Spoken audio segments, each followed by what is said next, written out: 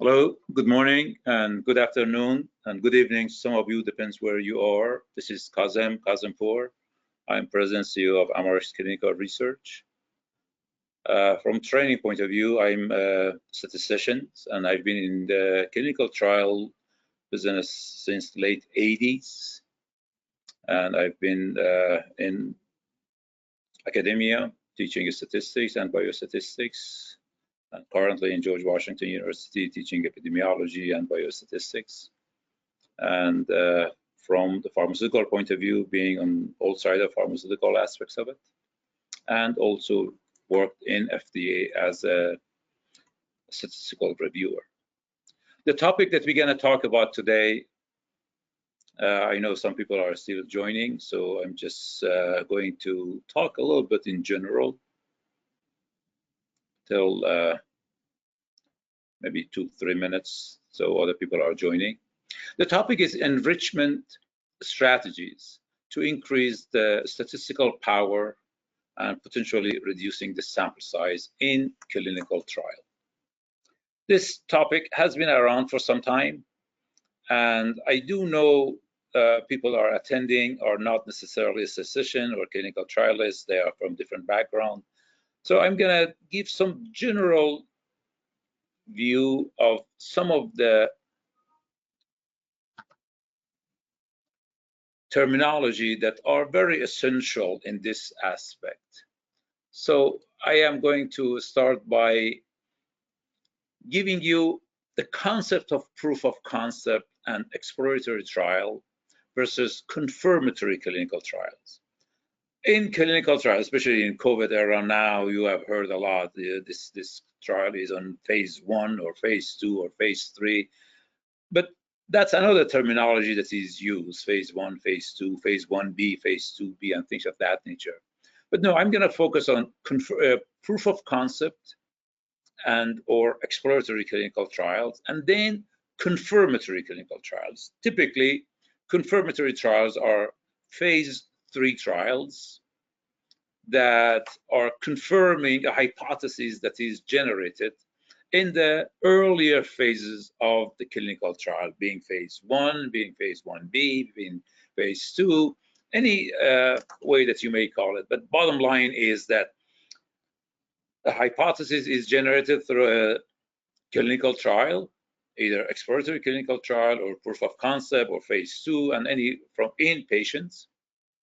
And then we conduct a confirmatory clinical trial. The main purpose of separating these two is to focus on the population that is used in confirmatory clinical trial. I use the word population, and the reason for it is that in confirmatory clinical trials, the moment that we are doing randomization, probably again in COVID era and the vaccines trials, probably you have heard quite a lot that it was randomized between control and real vaccine or placebo and things of that nature. There is a randomization, and after the randomization, before the randomization, you can do a screening, you can exclude patients and having inclusion-exclusion criteria and all that thing. But after randomization, the population that they are randomized, those are the ones that will be used in statistical analysis. And there are typically 3 populations that we are dealing with. One is called per protocol. That means those subjects, those patients, they followed the protocol according to whatever it was, from inclusion exclusion criteria. If it was that has to be aged between 50 to 80, if a patient is 49, that should not be in the trial. However, accidentally came, and that will be put aside. Or if patient did not follow the protocol, did not take all the clinical product, so all that thing will be per protocol.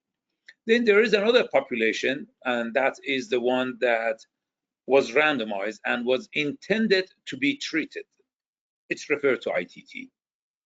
And that's the one that will be analyzed in the trial, in the analysis. And that's the one that's really ITT population is the one that we will focus on when it comes to the analysis. And then the third population is safety population. And that one is anyone who has taken at least one dose will be part of the safety population. Okay, let me see. I am going to, okay. Let me start by talking about enrichment strategy for clinical trial. Most of what I am presenting here to you is from the guidelines, and also I borrowed some from Bob Temple's presentation. And this concept of enrichment really has changed quite a bit over time. And the guideline came out, the first draft of it came out in 2012. There have been different versions of it, and those of you who are involved in dealing with the regulatory agencies, there are changes in it, and depends on what strategy is. You need to have simulations and all that thing that I will talk to you in more detail. Defining it from the guideline, it says enrichment is the prospective use of any patient characteristic. That patient characteristic can be demographic, can be historical, can be genetics, or any other characteristic of patients that you are going to use to select the study population that you are going to randomize, in which the belief is that it will help to detect drug effect more likely than in the general population. So you are selecting population based on some prospective characteristic of that population. And that characteristic can be genetics, can be laboratory marker, can be, we'll talk about it in more detail. But that's the definition of enrichment population. Give you some feeling about it. This is, again, I borrowed this one from Bob Temple's presentation, as you can see. This is a Kaplan-Meier on the x-axis here. It's time over years, and y-axis is percentage death. And then you can see that we are looking at one characteristic, and that's the PSA. If PSA is less than 2, it can be between 1 and 2, it can be between 0.5 and 1, it can be less than 0.5. The percentage that are dying over time is very, very, very small. But look at if the PSA, this is the characteristic that we are talking about, is larger than 2, really the death rate is very, very large. And this is, and then when we are going to do a clinical trial, probably we're going to focus on that particular population. There are three, generally speaking, there are three enrichment strategy as a whole. And these three enrichment strategy can be looked at from many angles. I will talk to you about them. When I talk, you may say that, yes, this is done in almost a lot of clinical trials. One is called the practical enrichment.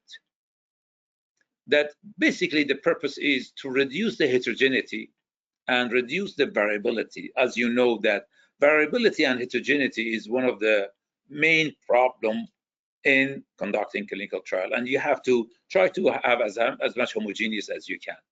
Then the next type is prognostic. That's again another characteristic, the prognostic, and or statistically speaking, stratification, and or covariate. This is another types that we can enrich, use enrichment strategy based on that one. And the third one is predictive enrichment, that basically anticipate or identify potential patients responder to that particular drug. The first two, really, we have been using them. You may not have called it enrichment. You have used different criteria, different terminology. As I say, the covariate or stratifications or prognostic factors and things of that nature. And you have used that one. But let me give you more example on this one with respect to enrichment strategies.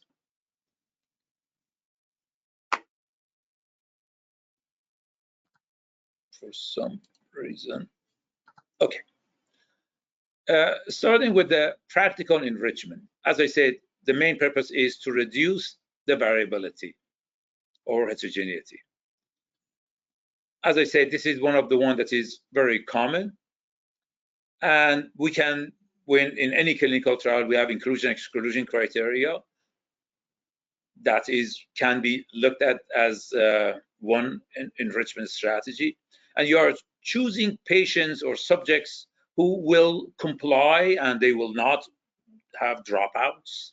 If you are dealing with diabetes, you don't bring patients with HbA1c larger than 12 and things of that nature, because you are hoping that they will be one of those that may drop out. And eliminating, and that's another one that people use, that eliminating placebo responders, or it's leading in the washout period or leading period, and eliminate people with a potential disease that likely that they will lead to early withdrawal. This is very, very common, and we don't call it enrichment, but that's one of those.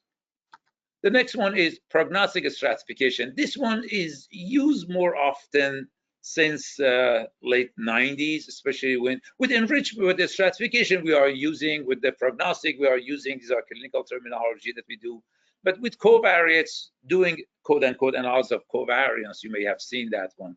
But the main purpose again is that identifying and selecting patients or subject with more chance of having an event.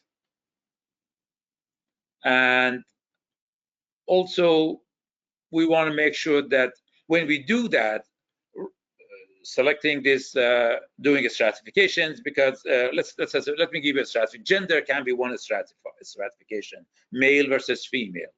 You are going to separate, in the male, you are going to have the same number of placebo and active in the female. And then there is a difference in response between each gender. And you are going to compare active and placebo in female, active and placebo in male, and then combine them together rather than doing randomly selecting, and all of a sudden you may have in the active arm, you may have more male than female and vice versa, that it will be a confounding factor for you.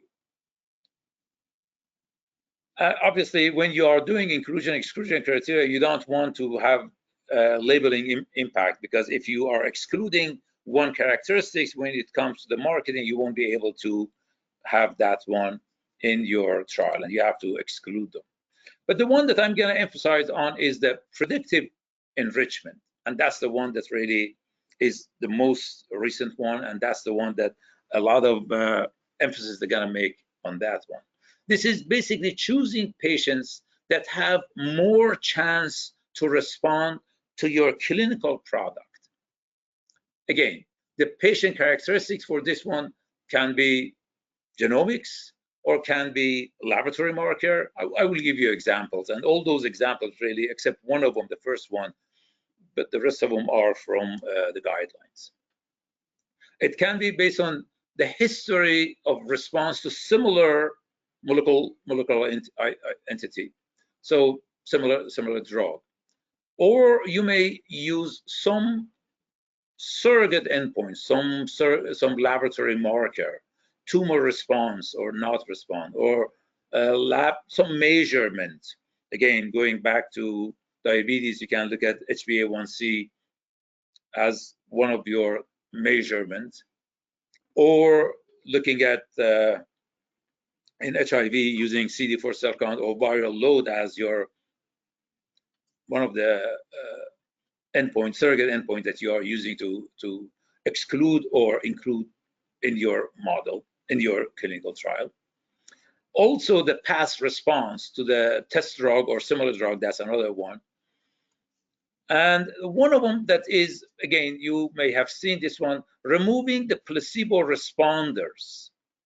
That's the one that it's happening in enrichment strategy more often than other one. Now, let's focus on this slide. This one here, I'm going to show to you what do I mean by the enrichment, and that is that As you can see here, we have all patients, and we are randomizing. In this case, I chose 3-to-1 ratio. You can choose 2-to-1 ratio. You can choose 4-to-1 ratio. Typically, when we are talking about 3-to-1 ratio, typically it is 3 active, 1 control. But in this particular trial, the purpose was to exclude as much as we can the placebo responders, because if the placebo responders in your trial, then the delta between active and placebo is going to be smaller because a portion of those placeboers are responding. So in this particular enrichment trial, what we did, we randomized 3-to-1, and then 1 were to active and 3 to placebo. Then we went for a period of time. It can be 2 weeks, 4 weeks, 6 weeks. It depends on the period that we will discuss with the clinician, that we believe in that period of time, placebo responders will show themselves. It used to be called the white coat effect, or whatever you may call it. And then the active arm will continue. We don't do anything with it. But the control arm, or the placebo arm, after a period of time, we measure the endpoint that we have in mind. It can be a surrogate endpoint. That means a replacement for the true outcome, clinical outcome, or it can be the clinical outcome. So after that period of time, being 2 weeks, 4 weeks, 6 weeks, whatever period of time is, if we are talking about HbA1c, probably you want to have it for 6 weeks. And then you will measure that marker, and there are some that, although everybody was on placebo, they will respond. If they responded, you don't want those patients in your trial. You'll exclude them. You will discontinue those subjects or those patients. But those that were non-responders, you will start randomizing them again to a placebo arm or an active arm. Now, what we did, we enriched population, and basically what we did, we excluded all those that potentially were placebo responders. You may say that, why did we even need the active arm to start with? Because if you told everybody that this is a washout period, everybody's on placebo, no one is going to show or say that they are a responder, because the thinking is they are on placebo, therefore they should not respond. Obviously, if you are measuring an objective measurement, HbA1c and things of that nature, they cannot lie. But if you are doing a subjective measurement, they know they are on placebo, therefore psychological effect that is. So as you can see, this is enriched population. At the end, the one that you will compare is the control arm with the active arm for those who were not responding to the placebo. Now, the purpose is that the plan is, or the hope is, or the belief is that these patients here, they are on placebo, will not respond. And only the one that will respond are the active arm. And also we have this active arm here that we can compare this to active arm. But from the confirmatory point of view, I will talk about type 1 error and alpha and things of that nature. This two, placebo arm and active arm, from the non-responders, are the one that really are the essence of the clinical trial that you are doing. Now, let me give you a few more scenarios for the enrichment. Again, this is from the guidelines, by the way. All subjects, and then we do a testing on a particular marker. It says a marker. It doesn't need necessarily to be a marker. Imagine that you are testing a beta blocker, and in that beta blocker, you will look at those who have diastolic blood pressure more than, I'm throwing a number, 95. And if it is less than 95, you put them in this category. If it's more than 95, you put them in this category. Those who are less than 95, then you randomize them to active and placebo. This is another one. Again, all patients, all market tested. Those who are positive, you randomize them, control and active. Those that are negative, you randomize them, positive, negative. This is really some sort of stratification. Can be here, or say all market tested, can be gender, male and female. Male randomized active control, female randomized active control. And this one is a little bit more complicated, but all of them are enriching your population, really. Here is all subjects.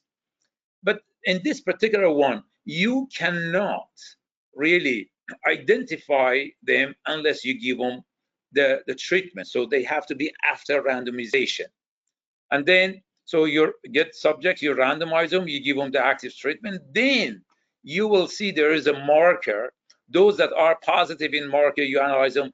This is one of those that really it is hard, and you have to discuss with the agency, and because you don't know number of positive in the active arm may not be equal to number of negative in the it's really it's positive here, negative here. You may not have the same number. There are a lot of confounding factor in that one. So it's not one of those that really you can do that much with from the enrichment point of view. One thing that I like to mention is the statistical significance, although the focus was enrichment. But one question that always is asked, that is there any impact on type 1 error, on alpha? The answer is it not necessarily. If you design it prospectively, and if you talk to a regulatory agency, and if you mention all the aspects of it that you want, the answer is no, not necessarily. Doing enrichment should impact your type 1 error or your alpha. I don't go over the detail of what it means by type 1 error. I'm sure all of you, by knowing the background, you know what I'm talking about. So I don't spend time on this one. Just the main question that you may have is that, will it impact type 1 error? The answer is not necessarily. As I said, that it says not necessarily. As long as you have specified it in advance, and as long as you have discussed that with the regulatory agency, as long as if you are going to have an unblinded interim analysis, then you have to take that into account, how you are going to do that, and how the enrichment was designed, and how you discuss it with the regulatory agency. That is the key aspects of it. I will talk about simulation in a moment. How about the power, the impact of enrichment on the strategy on power?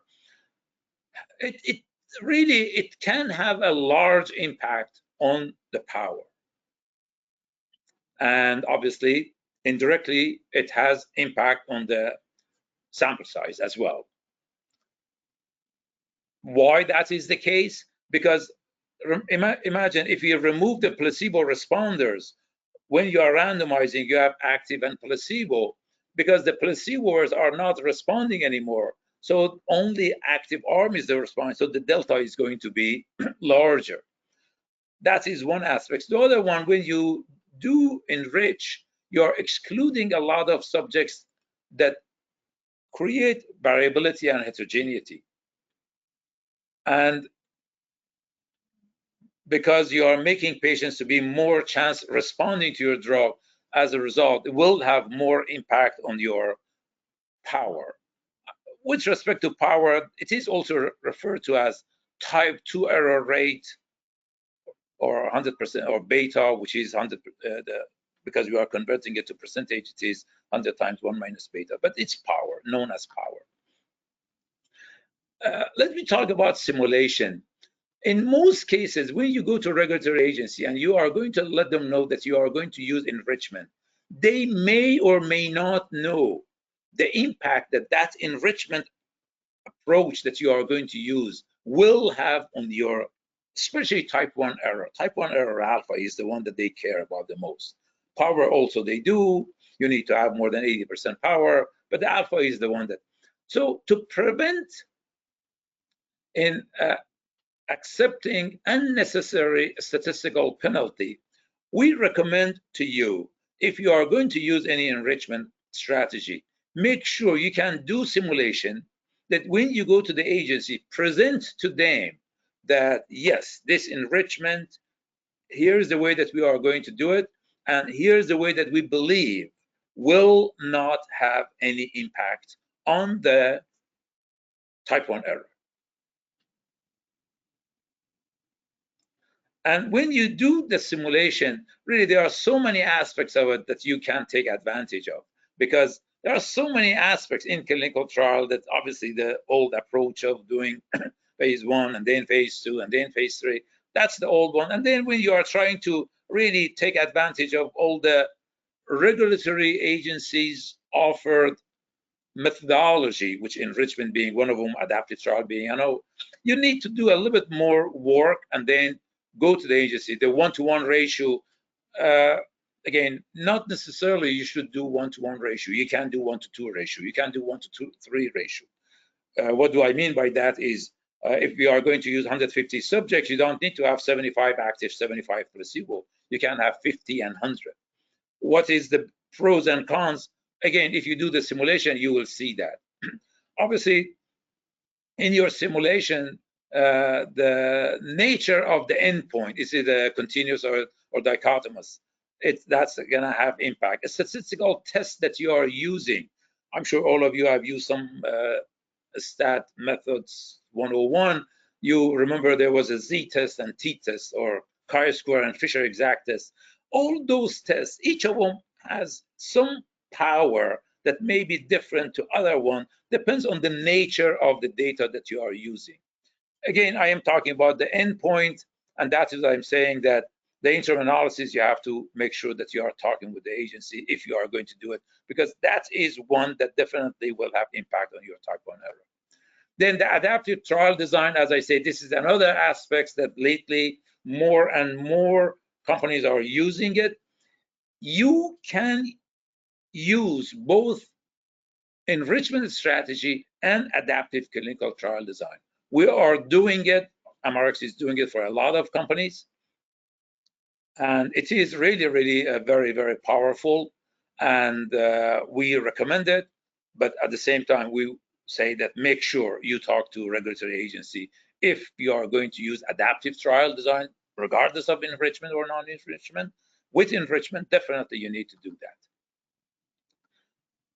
that. I went a little bit too fast, but just what is the take-home message?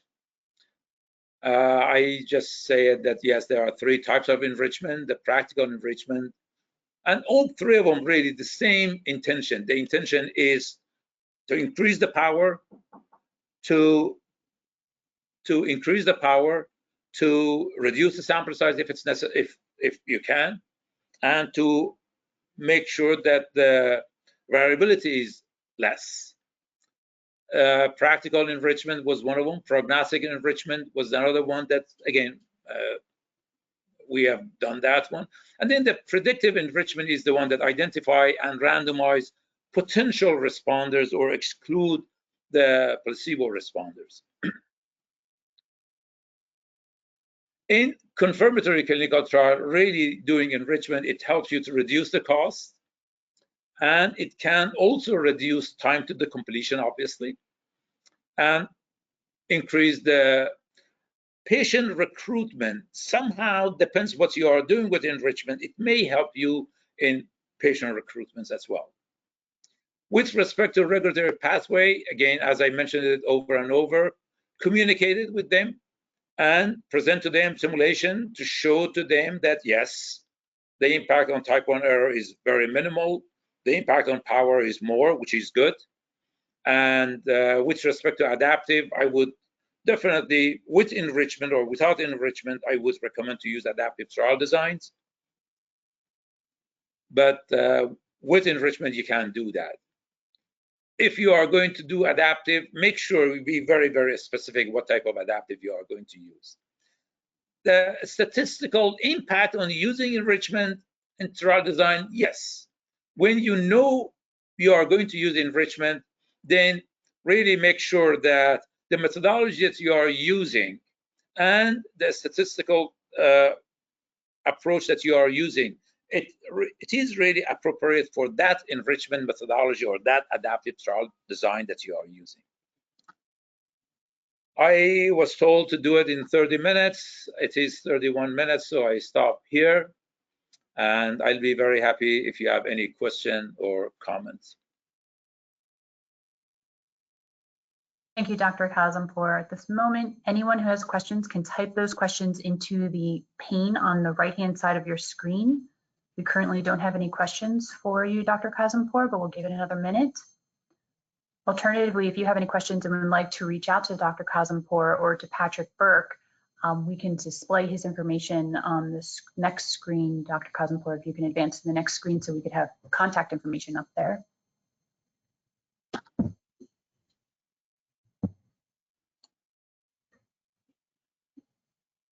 Sorry, it seems there were some people at the beginning they could not hear us. I hope they fixed that.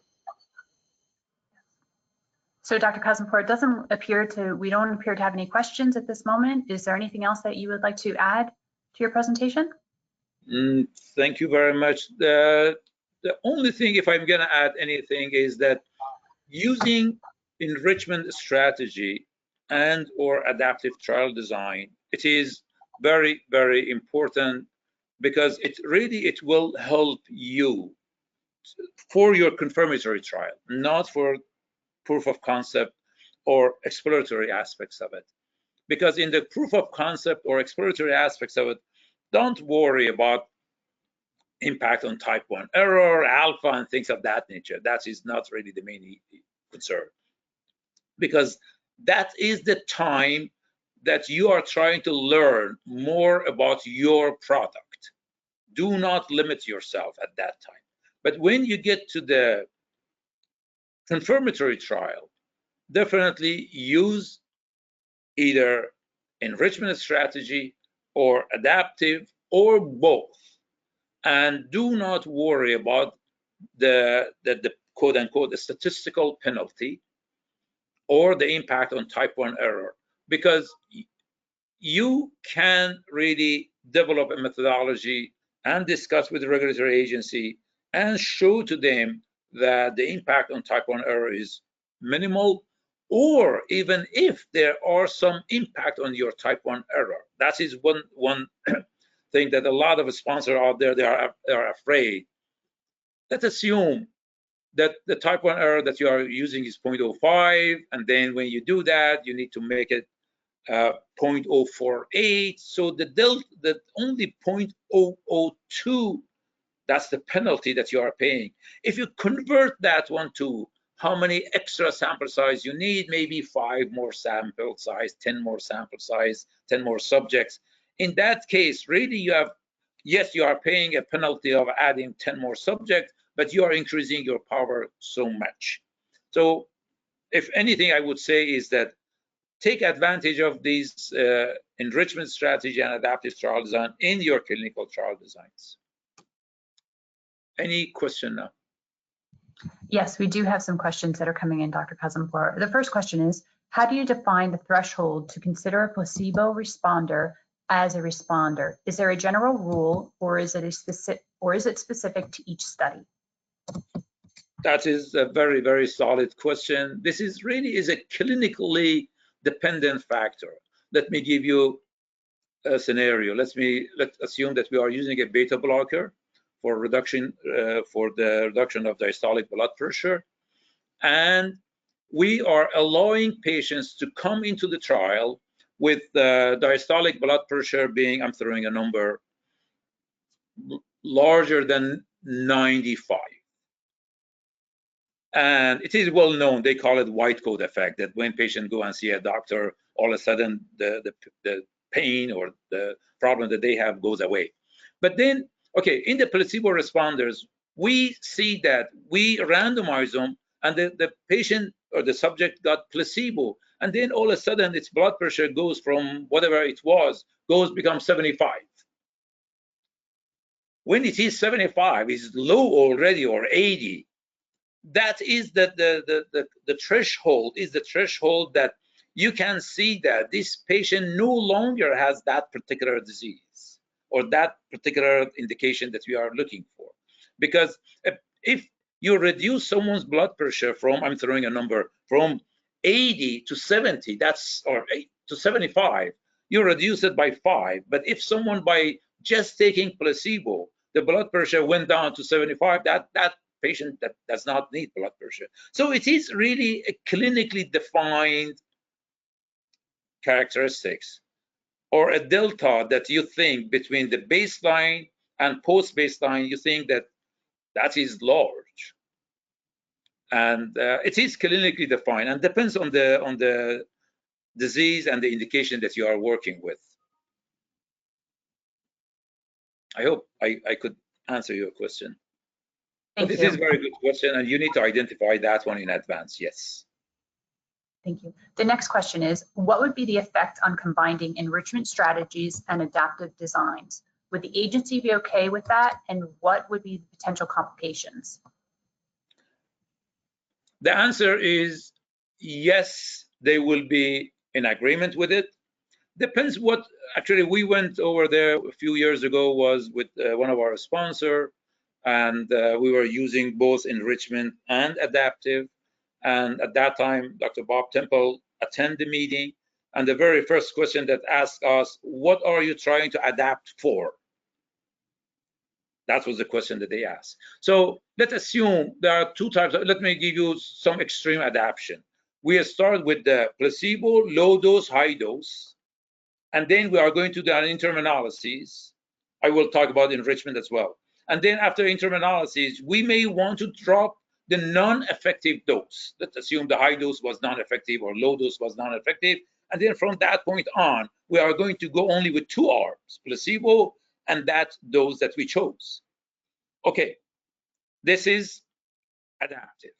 You start with 3 arms. See, in old days, we always start with 3 arms, and we went till end for 3 arms. There is no reason to do that. You can drop 1 arm, adapting it.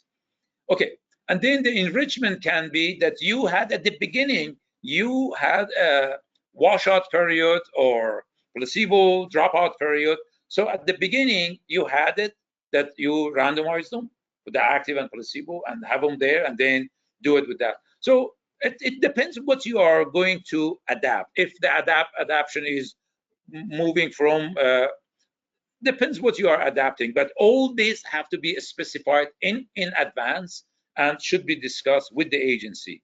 And yes, they do, depends on the divisions. Obviously when you are talking about FDA or even MHRA, they have different divisions and they have different understanding, but always simulation will be the one will help you to show them the impact on type 1 error is very, very minimal. And it looks like we have one more question, Dr. Kazempour. Are there certain therapeutic indications that are more or less appropriate for adaptive design or enrichment? Adaptive design or enrichment, or adaptive design and enrichment? For adaptive design or enrichment. Oh, adaptive design for enrichment. To be very frank, these days we try it for most trials that we have, because it allows us to reach the end of the trial a lot faster. I am thinking of if there is any particular one. We do HIV, we do CNS, we do a lot of oncology. COVID, we have done several COVIDs. At the beginning, I'm talking about March, April, March, we started with the one type of population, and then later on we went to severe and critical. At the earliest stage, we started mild to moderate. And in those, we use some of the methodology that we could use with respect to enrichment. And I can see that in any indication, I was thinking if oncology may not be appropriate, but no, I'm wrong, because you can look at some tumor size reduction as your marker. you won't be able to use it as your endpoint, because the endpoint has to be either overall survival or progression-free survival. But at the earliest stage, no, you can't use. I was looking at diabetic foot ulcer. Again, you can use as wound size reduction, although it cannot be your endpoint, but can be as a quote-unquote laboratory marker or surrogate or any measurement. No, I do believe that I would say that if you are dealing with a clinical trial, that the endpoint is more subjective. What do I mean by that? If you are looking at oncology, survival is not subjective if the patient died or didn't die. But if the endpoint is subjective, it is a scale. In COVID, we start with having a scale. If moving from, I'm throwing a number, from a scale of 5 to 3. 5 has a meaning worst case scenario, 0 is, or 1 is the best case scenario, and then somewhere reduction, getting closer to the a better case. If the endpoint is a scale, I would definitely recommend somehow use the adaptive and enrichment, because you need to really make sure that your study is more powered, because it's more subjective and you need to really have a better understanding of your treatment or your clinical product. Thank you for that response, Dr. Kazempour. There aren't any other questions in the queue. I'd like to thank everybody for joining. We will be circulating a playback of this video via email to all of the registrants, and the video will also be posted on the Amarex YouTube page as well as the NSF International YouTube page. Thank you for your time. Thank you.